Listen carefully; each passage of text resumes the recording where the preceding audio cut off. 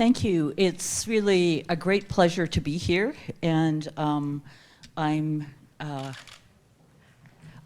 feel like just in the last day and a half, I have learned a phenomenal amount about this university and about Korea and about ELIS, and so I feel very honored, very fortunate to be here with you, and I'm going to enjoy telling you what we have learned at Harvey Mudd College about getting more women into tech careers. I'm going to start by just mentioning that I'm going to have a few of my paintings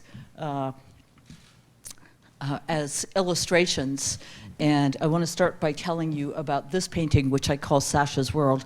Sasha is my daughter, and some time ago, maybe about 10 years ago, she said, "Mom, you know, my good friend Colleen was able to buy an antique map of the world for $200, and I don't have $200, so would you just paint me a painting of a map of the world?" And I went, "No, that's ridiculous, because everyone knows what the world looks like, and, you know, I'd have to trace it to get, you know, the outlines right and all that kind of thing." And this is actually, the screen is somewhat distorted, so, but you can, I think, recognize Canada and the US and South America and places like that. And so in any case, I, of course, did end up doing this because she said, "Mom, don't you love me enough to do a painting of the map of the world for me?" So of course I'm doing this, and it takes hours and hours and hours and hours. It's a fairly big painting. And I'm almost finished it when my son, who's 3 years older than my daughter, comes to visit, and he looks at it and he said, "Oh my goodness, I had no idea you could paint something that's scientific and make it beautiful." And I sort of knew what was coming next, and it was, "So you have to do one for me too?" And I'm going, "No, definitely not. I'm never doing another map painting in my life." Well, of course he said, "What, you love Sasha more than you love me?" And of course I did another one for him. And then by then I was addicted to painting maps. So I have done a lot of map-related paintings. So, why does it matter to get more women into tech careers?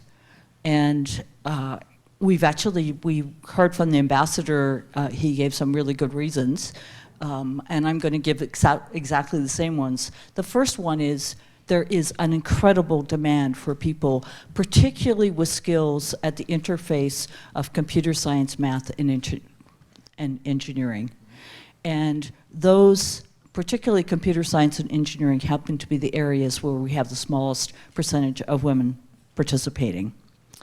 And we're never going to meet that demand unless we're successful in attracting many more women to do it.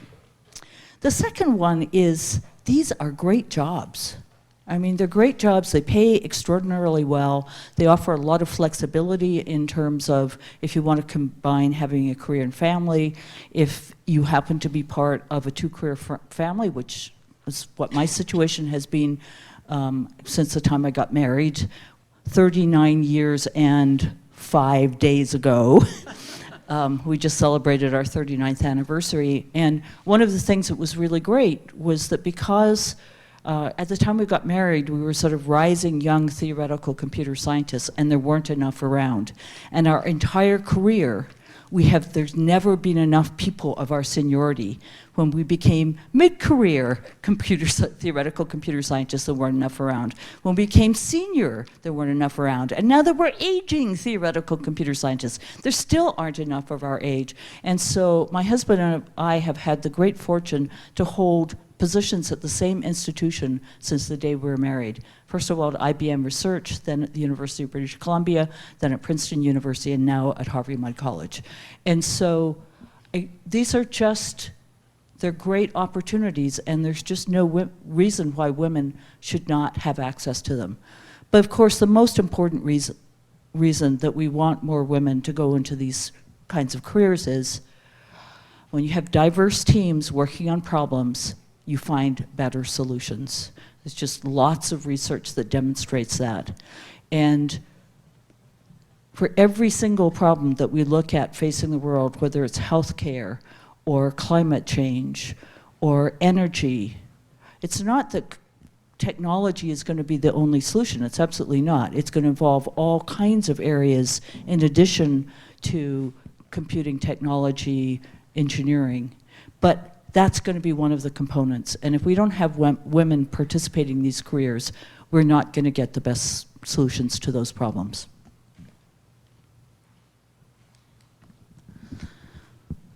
And of course, this is one of these things where we need change throughout the system. It's not just that we need more girls to get interested in this, and it's not just that we need more young women in college to study areas like computer science and engineering.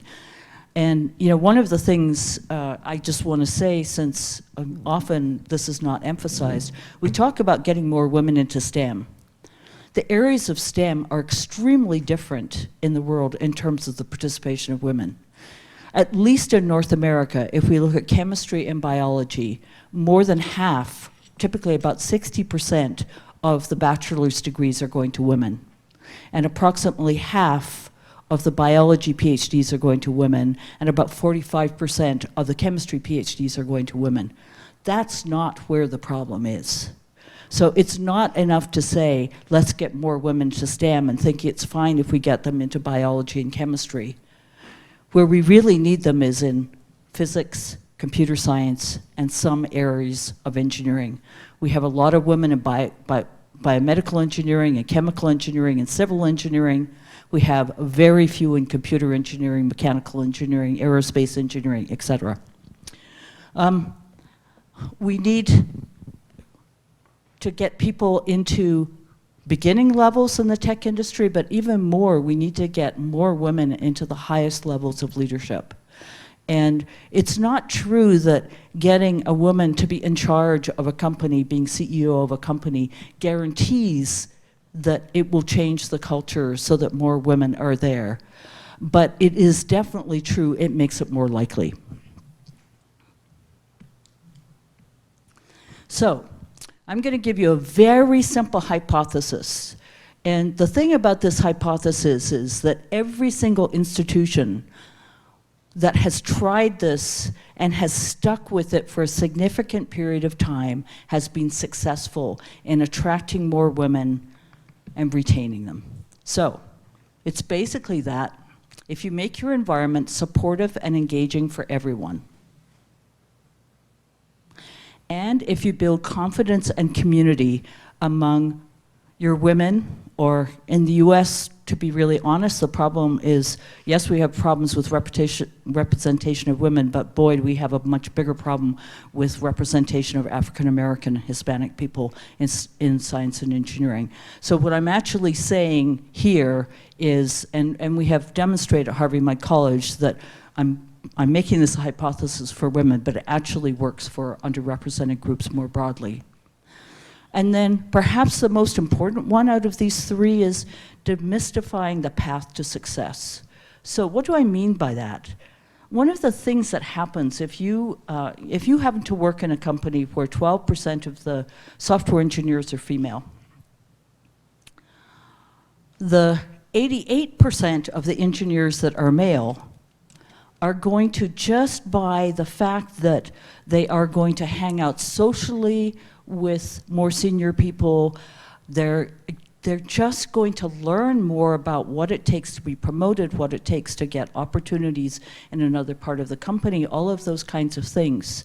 And so when you have a situation when one group of people is seriously underrepresented, the only way to make success more possible for everyone is to be very, very clear about what it takes to be successful.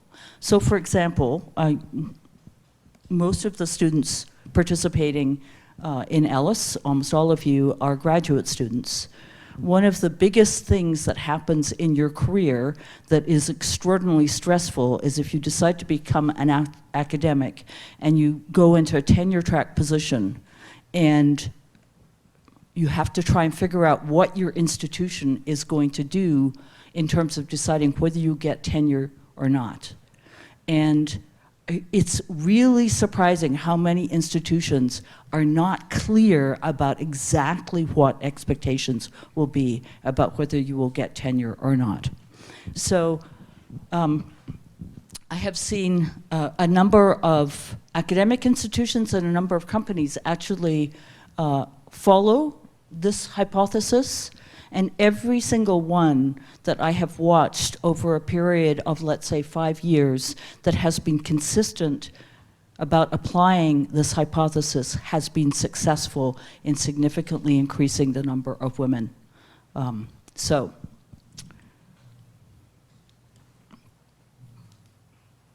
Oops.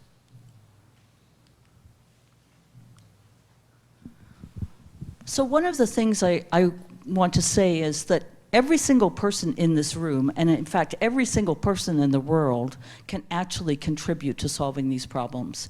And I'm going to focus mostly on what universities and colleges can do, because it's, you know, my belief is, so I have done a lot of work throughout my career at the elementary school level, at the middle school level, at the high school level, at the undergraduate level, and at the graduate PhD level. And my experience has been that by far the most effective time to employ your energy is at the undergraduate level. And the reason for that is that if we don't graduate more people in computer science and areas of engineering and physics where they're underrepresented at the undergraduate level, they're not going to be there for you to work on them with at the graduate level. But also, if we're successful in getting more girls interested in engineering or computer science when they're in middle school, there's all kinds of studies that show that even if you have them interested at the age of 12 or 13, that social pressures tend to discourage them once they're in high school. And so it's the thing about working on the undergraduate level is if you can reach young women as they start university and get them into engineering or computer science or whatever, and give them a great experience, give them lots of opportunities to see how what they're learning actually makes the world a better place. It's much easier to keep them engaged, and as soon as they're given a great opportunity to go to a PhD program or an opportunity to go to industry, to a really supportive company, the chances are you're going to hang on to them. Now, the reality is, are all companies and all PhD programs supportive? No. So you can, for sure, use them later, but at least my experience is that you can have the most impact by focusing on undergraduate women.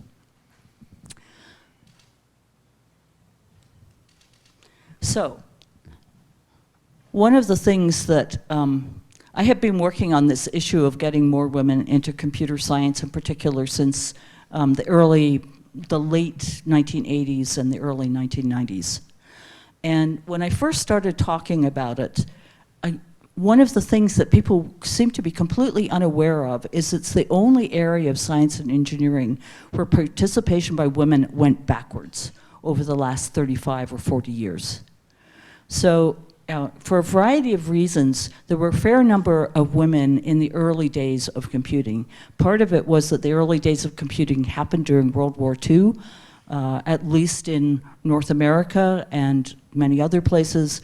Many of the men were off fighting, and so the women who were the people who were the first programmers of these huge computers that could do almost nothing compared to a cell phone today or even a smartwatch, they were almost all women. And even though once the men came back from the war, there were a number of programs to basically discourage women from being in those fields, as demand grew, if you can think about what it's like to program a computer where you had to type a stack of cards and where accuracy mattered, women were better at typing.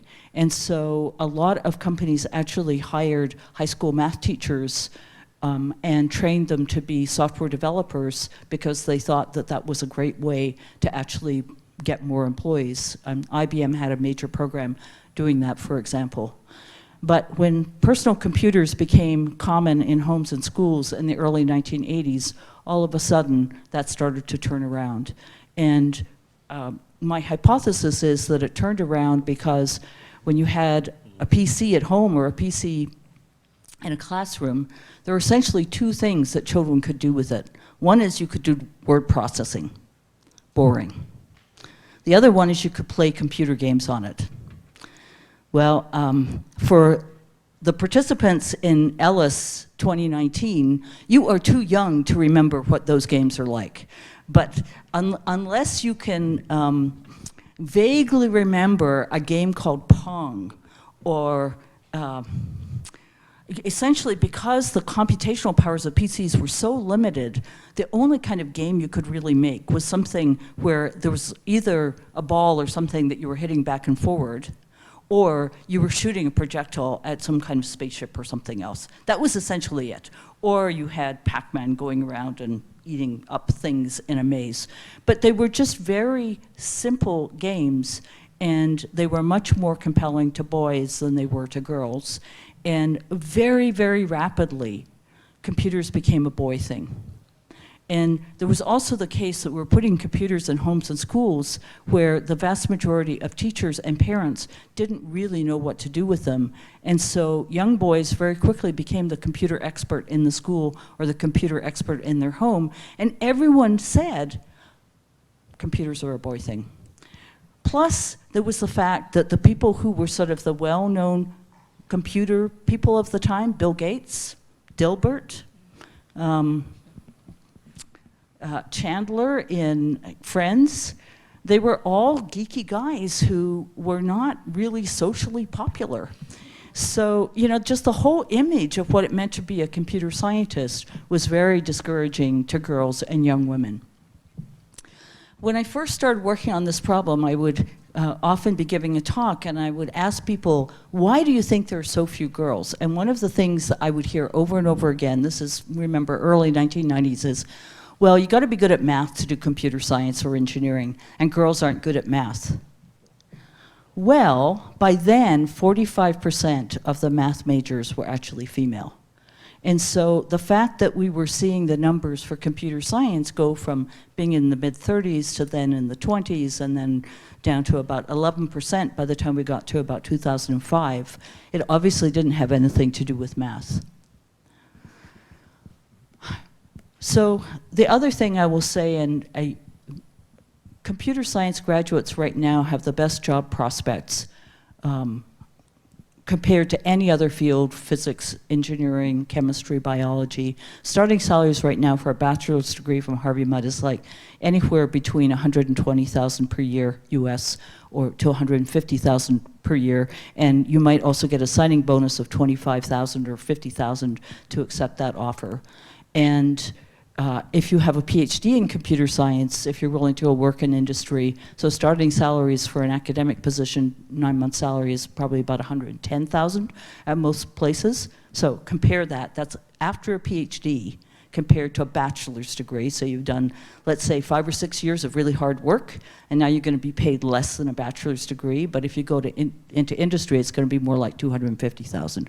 So this is actually a real issue for our society. It's very hard to fill faculty positions in computer science, computer engineering, AI, data science.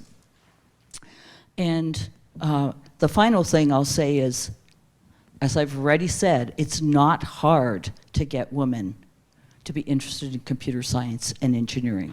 It just takes effort and consistent effort over time.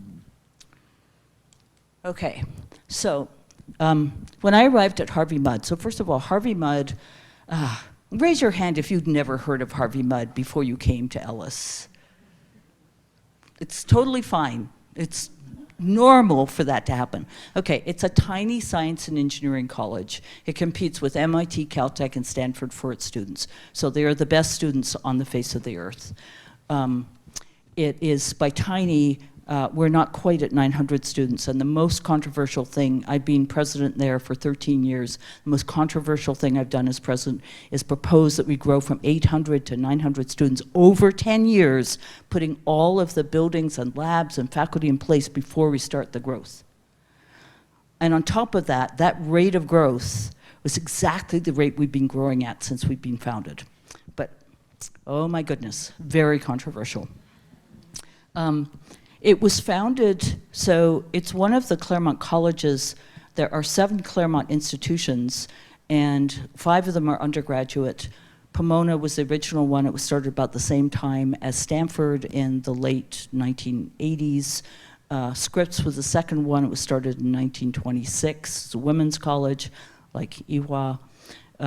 Claremont McKenna was started just after the end of the Second World War. It was a men's college initially, but it's now co-ed, and it focuses on social sciences, business, pre-law, those kinds of things. Harvey Mudd was started in 1955. It was very deliberately started to be the science and engineering college, and with a particular focus on educating people who would understand the impact of their work on society, because it was started by the founding president was a physicist who chose not to work on the Manhattan Project to build atomic weapons because he thought atomic weapons would be bad for society. And so from the very beginning, Harvey Mudd has had an emphasis on interdisciplinary and experiential hands-on learning. It was co-ed from the beginning because the trustees thought it should be a men's college. They said to Joe Platt, who would ever want to marry a female mathematician? Joe said, I did. And his wife, Jean, had been a mathematician during the war, working for the government. So they started it as a co-ed college, but the trustees were so concerned that there wouldn't be enough high-quality women wanting to attend that they put a cap of 11% on the percentage of our students that could be female. And they didn't lift that cap until 1971. So we've been co-ed. About 20 years ago, a little bit more than that, we're a little bit over 20% female. When I arrived in 2006, we're a little bit over 30%. By the time I'd been there for 4 years, we'd gotten up to 42%. By 2014, we were 47%, and we're now 50%. To be really honest, we hover between 48% and 51%, but it's close enough. One of the things that is very unusual about Harvey Mudd compared to our competitors, Caltech, MIT, and Stanford, is that we have always had, well, not always, we're far ahead of them in terms of the percentage of our faculty. Even though we are a STEM school, the percentage of our faculty has really been about similar to our students. 20% 20 years ago, a third in 2006, and we've been at about 40% since 2010. Now you might ask, why aren't we as fast at changing the faculty? And there's a really simple reason. What's the reason? Okay, how long does a student stay in a university? 4 years, 5 years occasionally as an undergraduate. Faculty member at Harvey Mudd stays 35 years.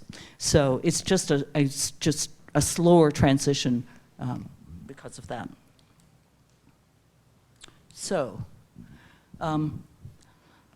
I get an enormous amount of credit for the fact that we managed to go over a period of the time that I've been at Harvey Mudd from about 10% female in the computer science major to today we're 50% female.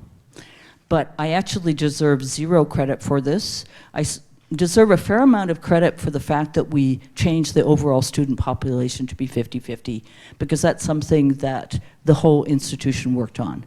But for computer science, they had hired a young assistant professor, Christine Alvarado from MIT, in 2005, so the year before I came as president.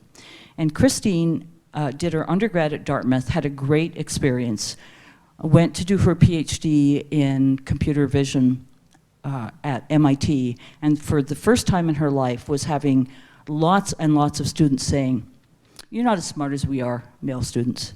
You only got in because you're a girl. You don't really belong here." And it really bugged her. So when she arrived at Harvey Mudd and saw that the percentage, we typically had 2 out of 25 or 30 graduates per year in computer science be female. And she thought that was terrible. And so she talked to the rest of the department about it, and they decided that they were going to work on attracting more women to major in the computer science. So what did they do? They changed the introductory course. Now, We have a core curriculum that every single student in the college has to take for the first 3 semesters. It's 3 semesters of math, it's 2.5 of physics, 1.5 of chemistry, 1 of biology, 1 of computer science, 1 of engineering, and a bunch of humanities, social sciences, and the arts. And the time that students take their computer science class, the required computer science classes is in their first semester. And given that we had every student taking that class, we had the opportunity to either have it be a great experience or a crummy experience. And it was pretty much a crummy experience. So the first thing they worked on was that. And one of the reasons it was a crummy experience, and many of you have probably been through this experience, is that we were putting all of the students in the independent of whether they knew some programming, some computer science or not, in the same course. And what was happening was that there was typically a few males in the class who had been programming since they were, let's say, 12, and who were dominating all of the conversation in the classroom. Okay, raise your hand if you've had this experience in your life. Yes, it's pretty common. And one of the issues is that many of these young men are really interested in computers, and they really haven't had access to computer science faculty before, because the teachers, if they had any teachers in their high school or middle school, typically were not trained as computer scientists. And so it's not surprising when they get in a room with somebody who actually knows this stuff, that they're asking all the questions and answering all the questions. But the experience for the other students is horrible, because they're sitting there thinking, oh, probably everybody knows as much as Joe and Harry over there, and it causes great lack of confidence, particularly among the female students. And that was that experience, being an introductory class and feeling like you don't know nearly as much as some of the other male students in the class, is one of the biggest things that inhibits young women from majoring in computer science. They also, and I will tell you specifically about how they changed the course on the next slide, but they also started taking a number of our first-year female students, because our students don't apply to a particular major, they apply to Harvey Mudd, and they don't have to pick their major until the end of their second year. And so they took a number of our first-year students to the Hopper Conference, Grace Hopper Celebration of Women in Computing. This is an annual conference in the US. They have, I believe they're holding one in Australia in July. I can't remember the dates in July, but I know it's being planned. They hold an annual one in India, and they also have held occasional ones in Europe. I'll just say that it's not the same conference it used to be when we started doing this. Right now, it has 20,000 attendees, and it sells out literally between minutes. Unless you happen to be in some kind of preferred status where you are guaranteed some kind of slots for your students, which we have been. But at the time when we first started taking students, they had maybe 1,200 attendees. And for us, it was a great way. If you go to Hopper, it's amazing because it's probably 90% female, and it's women of all ages. I'm definitely one of the older ones, but you know, there are high school students, there are undergraduates, there are graduate students, there are beginning people in technical jobs, there are academics, and there are lots and lots of senior women. And for us, it was a way for them to see that there are other women, thousands of other women, it turns out, who love their jobs and are being really successful. And we also started providing summer research experiences, because the data shows that getting women and also people of color engaged in an opportunity to apply what they have been learning and see that actually can be used to make a difference in the world has a huge impact on retaining them in a major. And we also worked with all of the big tech companies, Google, Facebook, Microsoft, Intel, et cetera, to encourage them to start early internship programs, because typically companies, they recruit people as interns between their junior and senior year of college, 3rd and 4th years of college. What we wanted is that we're giving our young women and our students of color an opportunity to do it between their 1st and their 2nd year of college, because that's going to have way more impact. And so all of the big companies started early internship programs, and it has spread across the industry right now. Okay, let me talk about the intro course. So the first thing I should tell you is the actual content in the course is exactly the same. It's an introduction to the major ideas in computer science. The rigor is the same, the workload is the same. So this was not, was giving a talk to members of Congress at the US on the Science and Technology Committee, and the guy, one of the Republican senators go, "You dumbed down the course." And I'm going, no, we didn't dumb down the course at all. The first thing we changed was how we frame the course, okay? How we talk about it. It was talked about by everyone as learning to program in Java, the old course. The new course is team-based creative problem solving in science and engineering using computational approaches. We had to get the computer in there someplace with Python. Okay, so let me just talk about the difference between Java and Python for a moment. Plus, for both of them, they're widely used in industry. And so it's nice to start students in a programming language that they're going to be able to use in a summer job. The difference is that Python is way more forgiving when you're starting out. The creative part, I cannot stress how important the adjective creative is in this. Young women, in fact, virtually all young people I know today, they like to be seen as creative. They like to be working on things where creativity counts.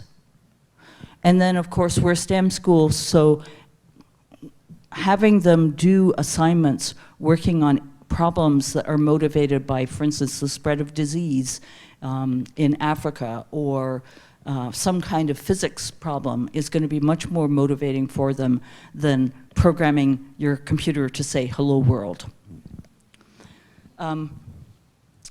We are very careful about how we group the students. So the name of the course is CS5, that's the intro course. Our colors are black and gold. Normally when I give this talk, I am wearing a t-shirt that says Harvey Mudd is on a mission, but I figured I'd dress up for the opening ceremony. But tomorrow I will wear my t-shirt so you can see me in my true garb. So our colors are black and gold, and they separated the intro course into CS5 Gold. This is very carefully chosen to be the people with no prior experience, and for CS5 Black for the people with prior experience. Now eventually we ended up realizing that there's some subset of our students, they arrive with way too much experience in computer science to be an intro course at all, and so we put them in a course called CS42, which is the first two courses in our sequence are 5 and 60, and for those of you who have read The Hitchhiker's Guide to the Galaxy, you'll understand the only number you could pick would be 42 for the number in between 5 and 60. I'm gonna ask Margaret to come up and play being a geeky guy for me, if that's okay. You're wearing a bow tie. I couldn't resist. So Margaret is in my intro class, and it doesn't matter whether it's black or gold. And Margaret has been programming since she was 7 or so. And she is just loving this class because it is so cool. And however, it's been slightly unfortunate that she's asking a lot of questions and she's answering a lot of questions. And I somehow need to change this because I know that because she's really bright, like all of the students in the class, the fact that she is using up so much of the airtime is somewhat problematic. So I asked her to meet with me one-on-one in my office. Hi, Margaret. Hello, Professor. I just got to tell you, I absolutely love having you in my class. Thanks. I love being in your class. It's really exciting and interesting, and I really like doing all of the work on the programming. I know you feel that way, and I love the conversations, the questions you ask. One of the things you probably don't really realize is that because you have so much experience and because you have so much enthusiasm, it's a little intimidating for some of the other students. So would you mind if we had our conversations one-on-one in office hours? Sure, I think I could do that. It'll be hard to stay quiet in class because everything's so interesting, but I can work on that. That would be fantastic. Thank you. Well, you're one of my best geeky guys I've had. Thanks, Margaret.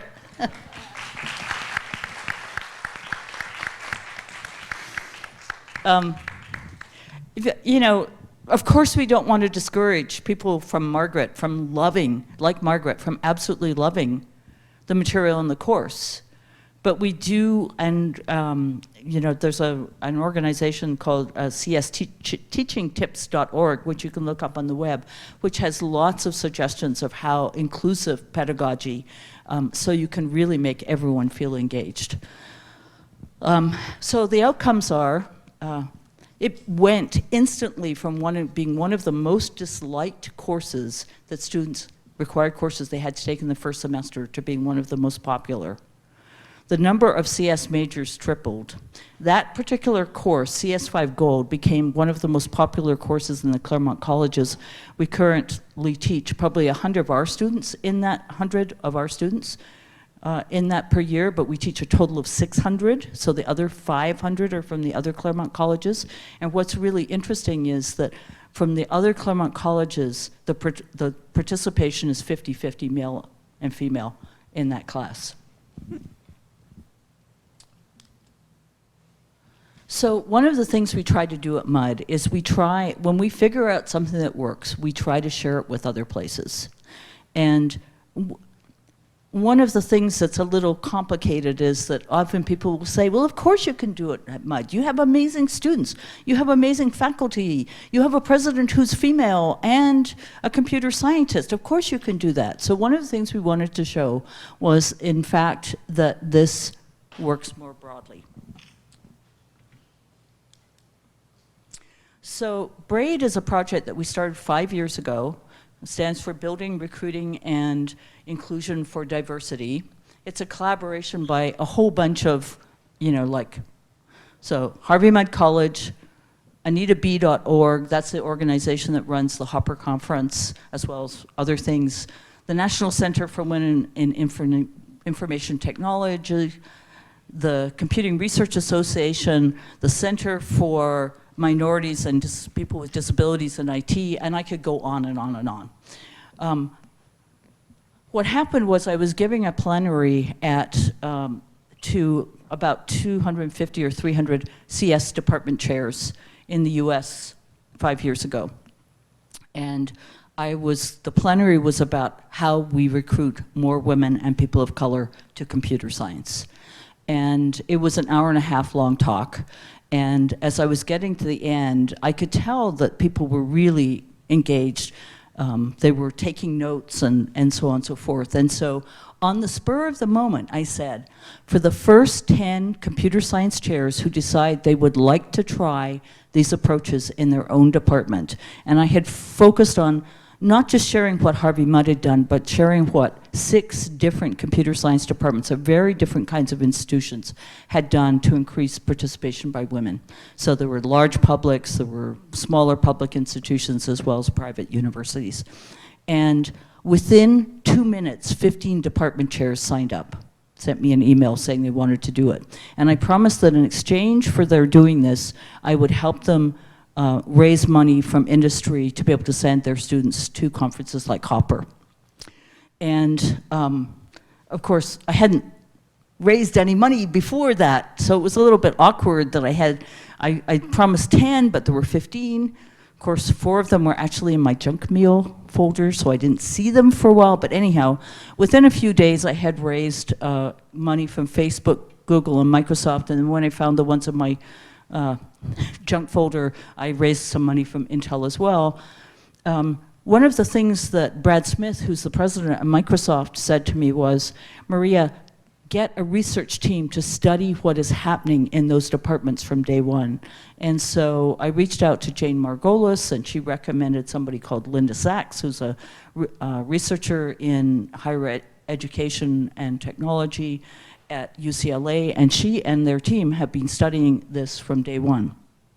And if you Google BRAID research, you can get a whole stack of their papers, and it's pretty amazing. So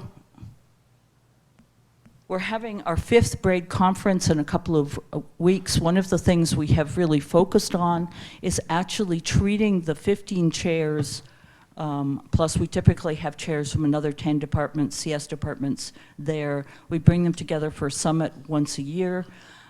Part of what we're doing was we're building community, making sure they have people they can get help from if they need help in terms of what you're doing. Changing culture in universities is complicated, as anyone who works in a university knows, because faculty sort of do what they want, more or less. So, we have seen really significant increases in participation by women in 14 of the 15 BRAID universities. They're mostly large public universities: Arizona State University, the University of Maryland, College Park, University of Illinois at Chicago, places like New Jersey Institute of Technology, which is mostly children of immigrants to the US, first-generation students. So huge differences in wealth and prestige in terms of the universities involved, but it's been really effective. I'm not going to spend time on how to recruit more female faculty, other than to say there's been lots of good work on this done by advanced programs in the US, so there's lots of good literature if you're interested in that.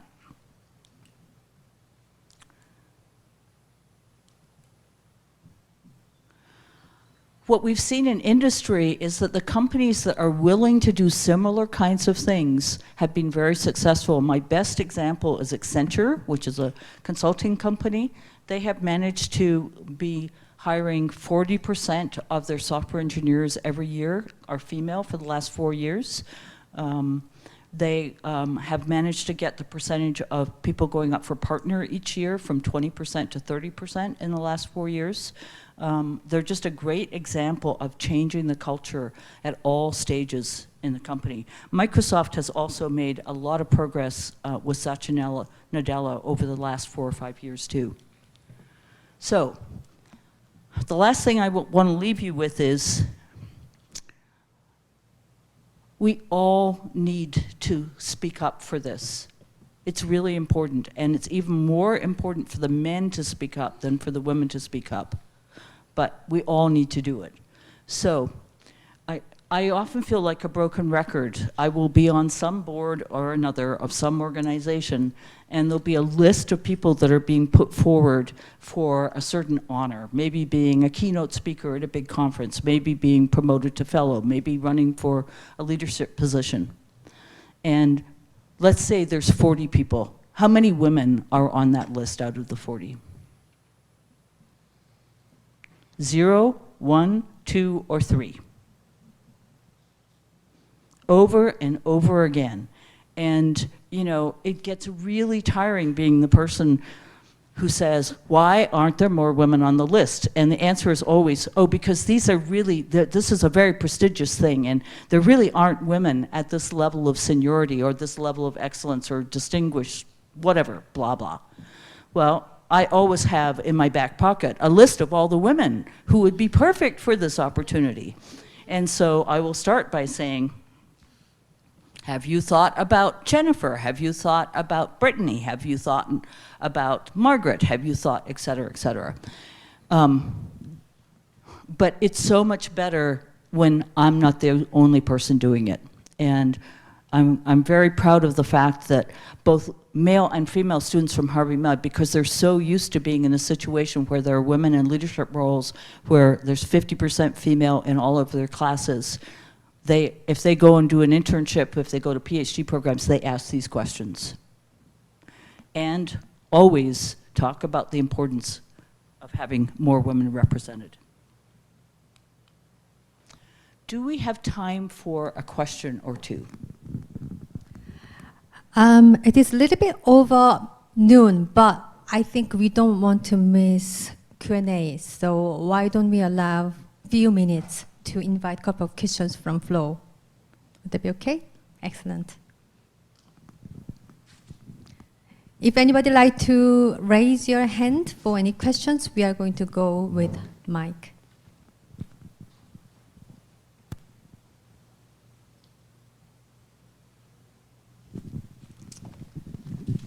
We have Margaret and Sheena, I think.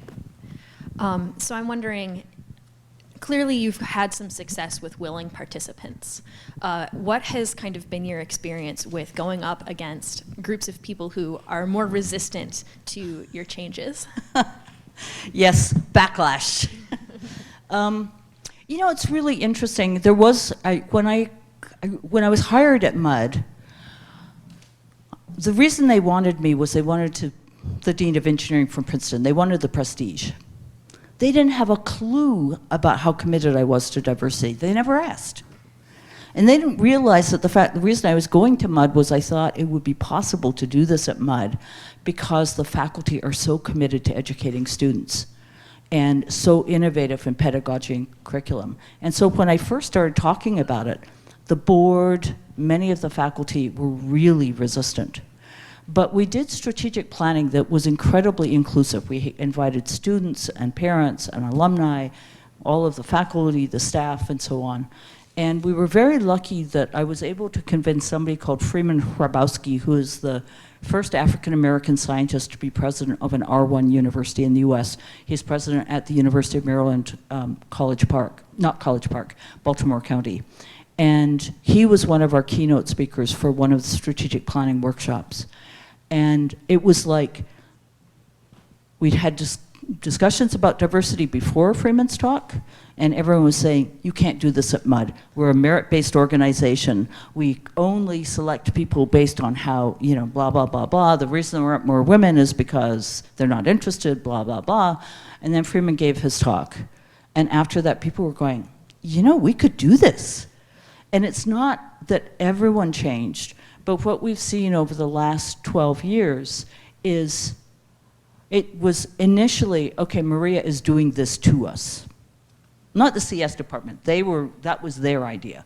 But there were some departments that were much more resistant.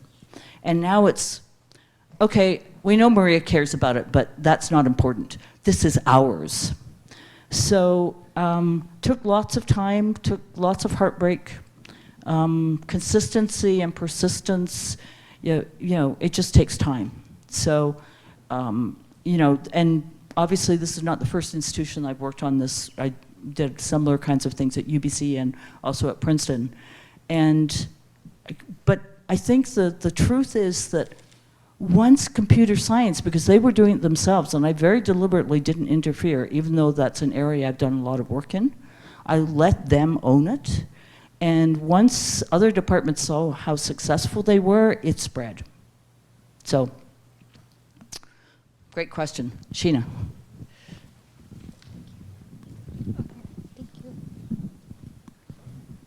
Hello. You have talked about interdisciplinaries, and then since we come from different fields, so we are concentrated on different fields, I would just like to ask, what would be your suggestion for people who would like to start learning Python, since, for example, in my case, I have very little knowledge about it. If you have any advice, I hope it's not too late to learn for me on those kinds of stuff. Let me tell you, my younger sister, who is 64 this year, started learning to program a couple of years ago. So wow. Believe me, it's never too late to learn. So there are a lot of online courses. What I would suggest is get a friend to learn with you. It's just really, the worst thing about learning anything, learning to program is like learning a different language, and it's sort of picky, and you can get stuck on something completely stupid and it drives you crazy.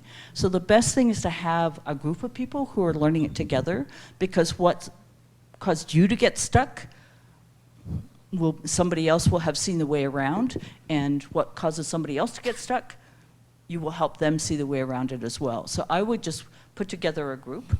The other possibility is just, you're at HCUS, sit in on a class. I mean, go and talk to somebody in the computer science department. Tell them that Maria sent you. And tell them that you want to take a course. Just do it. Jill. Okay, last question. Hi, great talk. I had a question.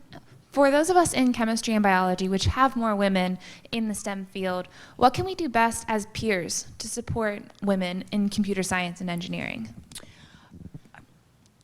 So one of the things to do is organize. So one of the things that Mudd does is it has a SWE group, Society of Women Engineers, but it's everybody. It's chemistry, it's biology, it's math, and so on. And they also invite men to join. So just form a group that's passionate about supporting women in STEM, and then go and find the women who are in computer science and engineering and physics. And